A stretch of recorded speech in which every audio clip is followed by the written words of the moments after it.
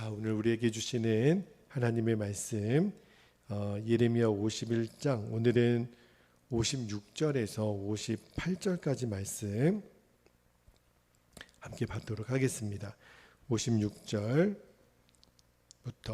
한 절씩 읽고요. 58절 말씀은 한 목소리로 읽도록 하겠습니다. 자, 56절입니다. 곧 멸망시키는 자가 바벨론에 이르렀습니다. 그 용사들이 사로잡히고 그들의 활이 꺾이도다. 여호와는 보복의 하나님이시니 반드시 보응하시리로다.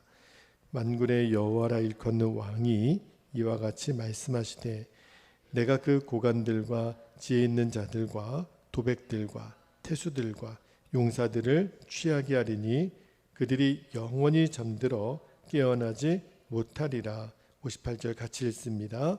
만군의 여호와께서 이와 같이 말씀하시니라. 바벨론의 성벽은 회파되겠고 그 높은 분들은 불에 탈 것이며 백성들의 수고는 헛될 것이요 민족들의 수고는 불탈 것인즉 그들이 쇠잔하리라. 아멘. 하나님의 말씀입니다. 자, 오늘 새벽에는 이 56절 그 끝부분에 보면 하나님은 보복의 하나님이시니 반드시 보응하시리로다 그랬는데 오늘 설교 제목이 반드시 보응하시는 하나님입니다.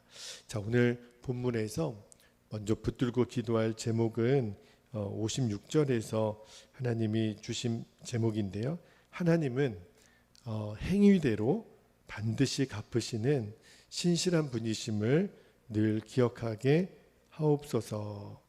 자, 56절 말씀을 다시 한번 볼게요. 자, 56절 보면 곧 멸망시키는 자가, 그러니까 역사적으로 보면 메대와 바사 군대가 지금 바벨론을 멸망시키는 자로 나오지만 실제로 그 모든 일의 배후에는 하나님이 역사하신다 그랬죠. 바벨론에 이르렀습니다. 그 용사들이 사로잡히고 그들의 활이 꺾이도다. 여호와는 보복의 하나님이시니 반드시 보응하시리로다. 자, 여러분 거기에 보복이라는 단어의 동그라미를 해보시고 보응이라는 단어의 동그라미를 한번 해보십시오. 우리는 보복하고 또는 그 복수라는 표현을 쓰죠. 보응하고 영어 성경에는 둘 다 리벤지라고 되어 있어서 구별이 잘 안 되는 것 같은데 제가 이 부분을 좀 묵상이 되더라고요. 여러분 보복하신다. 하나님이 지금 오늘 본문에서 보복하신다라고 하는 것은 바벨론을 응징하고 심판하신다라는 의미가 있는 거잖아요. 그런데 이 원문으로 보니까 히브리어 원문에 이 보복이라고 번역된 단어가 이사야서나 사무엘하에서는 어떤 단어로 등장하냐면 행위라는 단어로 등장을 해요. 그러니까 하나님은 그냥 밑도 끝도 없이 한 대 때리면 두 대 때리고 이렇게 인간들이 하는 것처럼 복수하는 하나님이 아니라 이 56절에 여호와는 보복의 하나님이시니 이 말을 어떻게 번역을 해야 정확하냐면 하나님은 상과 벌을 내리시는 분, 여호와는 행위대로 갚으시는 분이라고 이렇게 번역을 해야 사실은 더 정확한 표현입니다. 왜 그러냐면 여러분 복수한다, 보복한다라는 말은 다분히 좀 부정적인 뉘앙스가 있어요. 예를 들어 인간적인 감정은 누가 나를 한 대 때리면 두 대 때리고 그리고 옛날에 함무라비 법전 고대 이제 히브리 민족도 마찬가지지만 고대 근동 사이의 사회에 그 복수하는 원칙이 뭐냐면 눈에는 눈, 이에는 이, 받은 대로 갚아주고 누가 내 팔을 부러뜨렸으면 나중에 그 사람 팔도 부러뜨리는 그게 사실은 복수거든요. 보복하는 거거든요. 그러니까 이 복수한다, 보복한다라는 말은 굉장히 좀 부정적인, 감정적인 그런 표현인데 하나님이 복수하시는 하나님, 하나님은 보복하시는 하나님 그렇게 말하기는 적절하지 않다라는 거예요. 하나님은 받은 대로 되돌려 주시는 그러한 복수하는 하나님이 아니라 우리들의 인간들의 행위에 따라서 하나님은 상도 벌을 내리시는 보응하시는 하나님. 그래서 제가 오늘 설교 제목을 처음에는 반드시 보복하시는 하나님이라고 할까 하다가 그 표현이 적절하지 않다라는 것을 알았어요. 하나님은 복수하는 하나님이 아니라 보응하시는 하나님. 다시 말하면 하나님은 우리가 무엇이든지 심는 대로 거두게 하시는 하나님이라는 뜻이에요.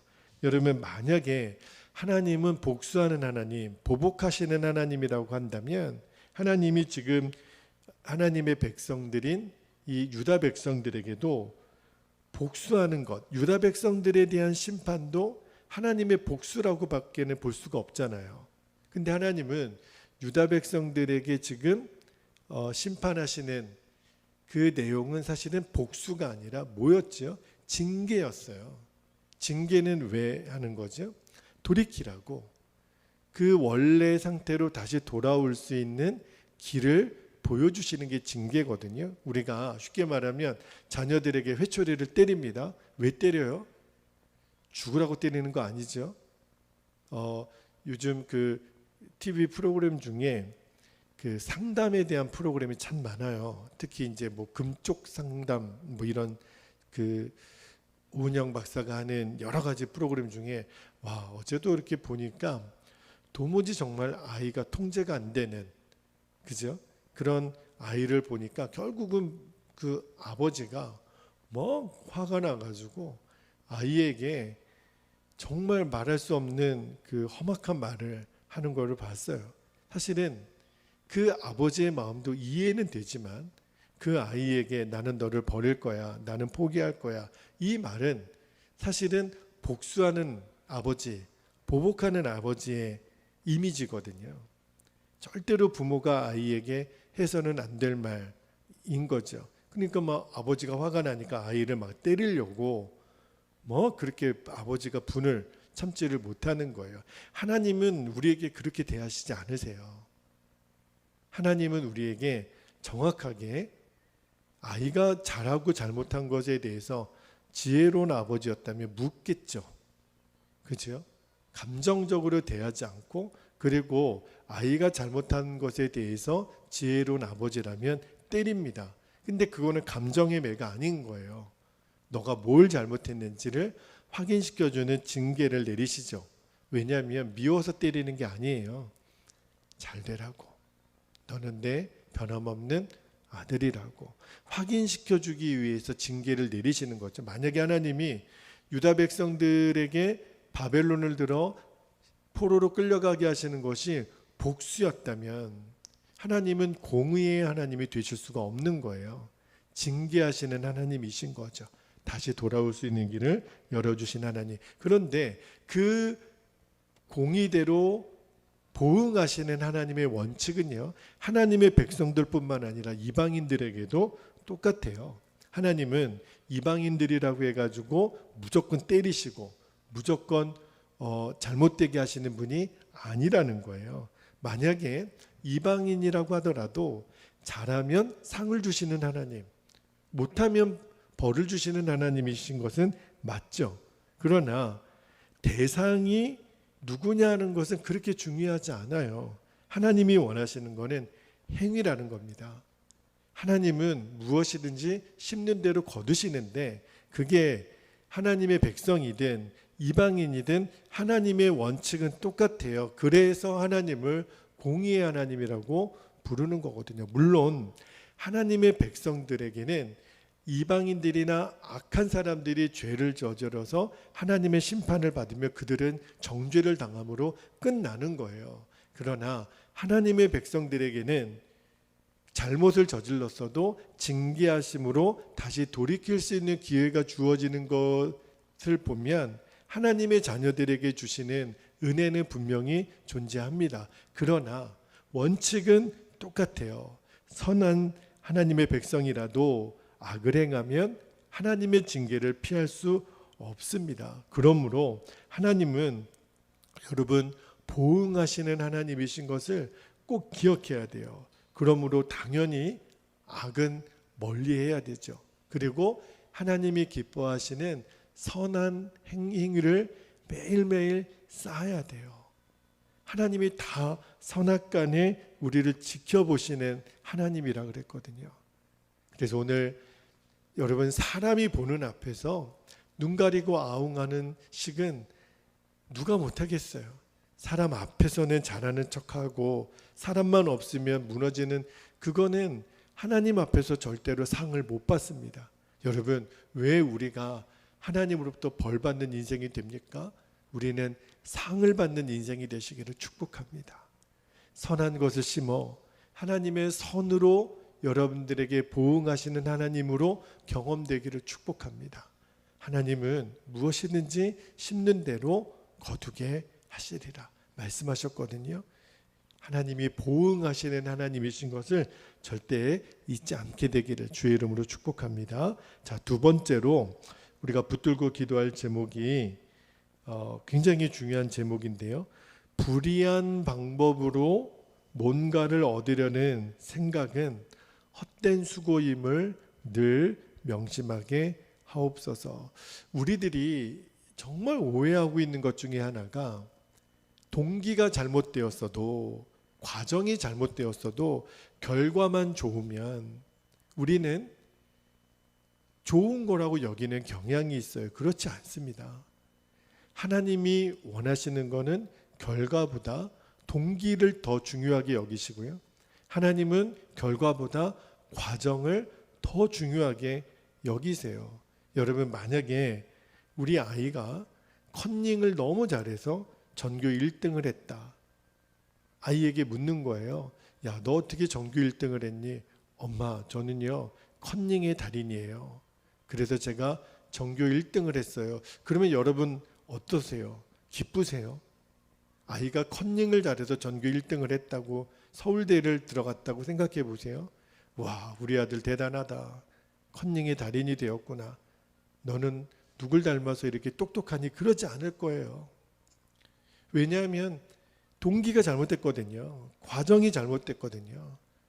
결과만 좋으면 뭐 하겠어요. 자, 오늘 말씀에 58절 말씀을 한번 볼게요.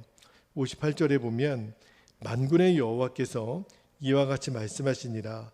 바벨론의 성벽은 회파되었고 그 높은 문들은 불에 탈 것이며, 자, 그 다음에 백성들의 수고는 헛될 것이요 밑줄, 민족들의 수고는 불탈 것인즉, 밑줄 한번 해보세요. 그들이 쇠잔하리라. 여러분, 여기 백성들의 수고, 민족들의 수고, 수고라는 단어 있잖아요. 이거는요, 이 말씀의 흐름으로 보아서는 그들이 수고하여 만들어 놓은 것을 말합니다. 그런데 그들이 수고하여 만들어 놓은 것이 뭐겠어요? 바벨론 성이거든요. 그들이 수고하여 만들어 놓은 바벨론 성이 불에 타고 쇠잔하게 될 것이다. 지금 그 말씀을 하는 거예요. 여러분, 바벨론 성이요, 전 세계에서 지금도 굉장히 유명한 성의 대명사는 만리장성입니다. 지구 바깥에서 보면 유일하게 보여지는 건축물이 만리장성이래요. 어마어마한 길이의 성을 쌓았다 그러잖아요. 북방민족의 침입을 막으려고 쌓았던 성이라고 하지만, 그 어마어마한 성을 그래도 나중에 이제 중국 역사에서 보면 그것도 대단한데요. 이 2500년, 2700년 전에 이 바벨론 성을 쌓았던 역사가들의 증언에 의하면, 특히 헤로도토스라는 역사가의 증언에 의하면 당시의 바벨론 성이요, 얼마나 거대하게 졌냐면 4마리의 말이 끄는 마차가 왕복으로 지나가도 부딪히지 않을 정도의 넓이의 견고한 성이 바벨론 성이었다라는 거예요. 상상이 안 돼요.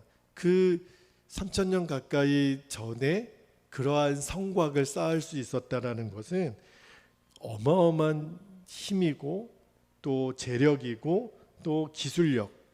그러니까 이 바벨론 성이 얼마나 대단한 성인지, 그죠? 그런데 그러한 수고가 들어간 성이라고 하더라도 일순간에 불타버리고 회파될 것이다. 쇠잔하게 될 것이다.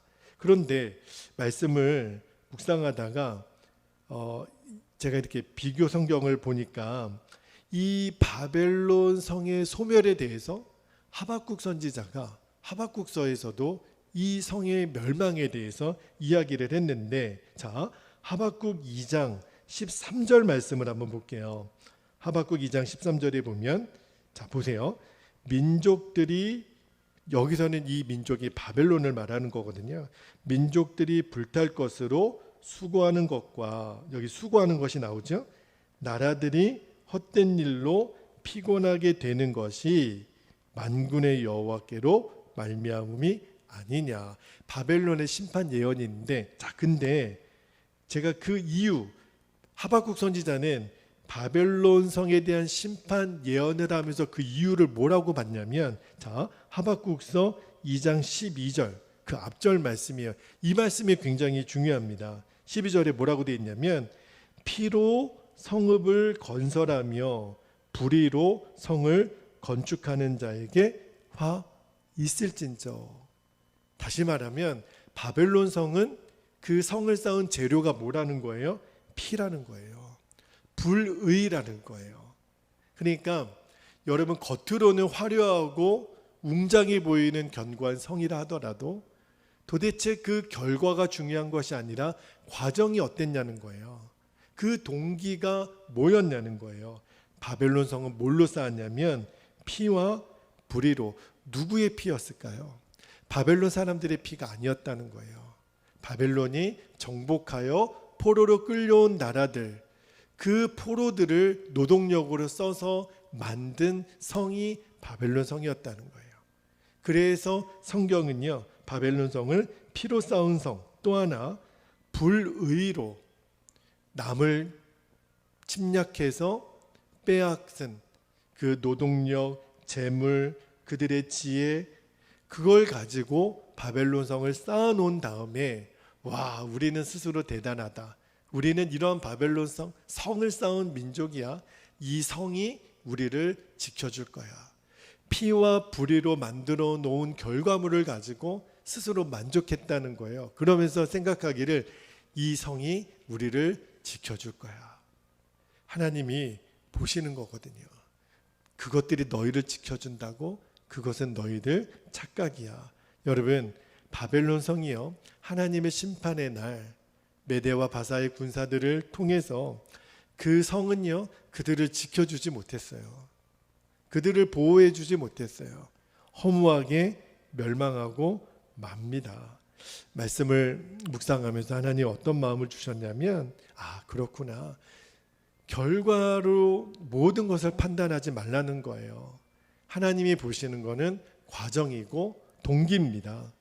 그러니까 그 과정이, 동기가 피나 불의로 된 것이라면 아무리 결과가 좋은들, 아무리 결과가 화려한들, 그거는 하나님이 기뻐하시는 것이 되지 않을 뿐만 아니라 하나님의 심판날 반드시 무너지게 되고, 우리는 과정과 동기를 무시하고 결과만 좋으면 된다라고, 결국은 그게 나중에 사단이 되어서 나를 무너뜨리는 함정이 되고 말아요. 우리가 사회에 되어지는 온갖 비리들, 추문들을 보면 결국은 결과만 좋으면 된다라는 생각 때문에 과정을 무시하고 과정을 속이고 과정을 포장하고, 그래서 결국 다 드러나게 되면 더 창피하고 더 무의미하고 안 한들 못하는 그런 역사들을 우리가 늘 보게 되잖아요. 그러니까 하나님이 원하시는 거는 과정이고 동기예요.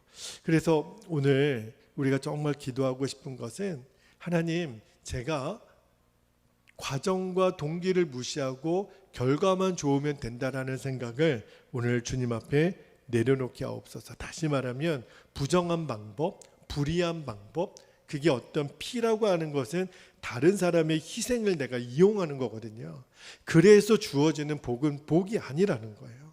결국은 하나님의 심판날 그것으로 인하여 우리는 더 책망받게 될 거라는 거예요. 그래서 우리가 쌓아야 될 성은 불의의 성이 아니라 우리는 의로운 성을 쌓는 자들이 되게 하옵소서. 굉장히 중요한 제목이에요. 내가 어떤 것을 이루었다, 그게 중요하지 않습니다. 어떤 방법으로 이루었냐가 중요한 거예요. 하나님이 보시기 때문에. 만약에 우리가 의로운 방법, 하나님이 기뻐하시는 방법으로 뭔가를 했는데 결과가 안 좋았어요. 하나님이 뭐라고 판단하실까요? 잘했다는 거예요. 아들아, 딸아, 결과가 중요하지 않다. 나는 너가 의로운 행위로, 선한 행위로 너가 심었다면, 그리고 하나님의 법칙에 의하면 의로운 방법, 선한 방법으로 뭔가를 심었는데 나쁜 열매를 거둘 수는 없어요. 그러나 설령 우리 눈에 보기에는 세상적인 기준으로 보면 실패한 것 같아요. 그런데 그거는 하나님의 기준으로 보면 실패가 아니라는 거예요.